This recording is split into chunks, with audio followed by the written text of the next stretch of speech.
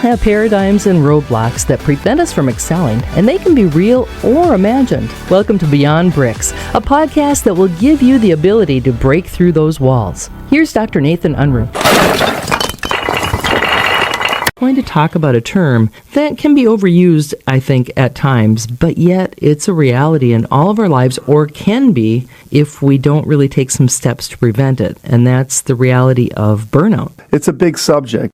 Throw a frog into boiling hot water, it can jump out, but you put a frog in cool water and you turn it up a degree at a time, and all of a sudden that frog doesn't even know it's being cooked, but then it's cooked. I think burnout's the same way. And burnout has become a very well-chronicled psychological issue for many in the business world and also just personally. If you feel you may be experiencing serious chronic burnout, we encourage you to seek professional care. However, if you experience the more common occasional feelings of burnout, let's examine this together. The scientific definition of burnout is the reduction of a fuel or substance to nothing through use or combustion.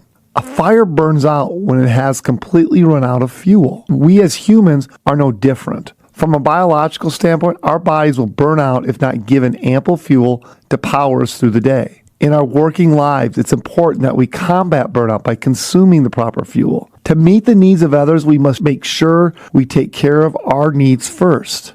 A battery cannot give off what it does not have. And this is important to remember, is that when we come into our four walls, it's not the place to get our needs met. But we do need to make sure we are meeting our own needs. And every one of us have different needs based upon our own personalities and our own behavioral types.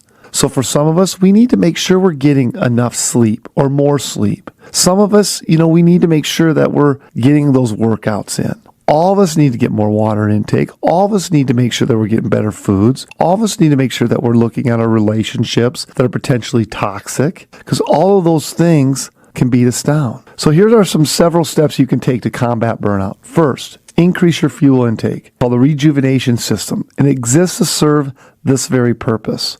It's important to schedule trips and vacations before you feel you need one. We found that if you're in the office thinking you need a vacation, it's too late. And these are short little hits. These aren't week or 2 week long, so it's a specific system.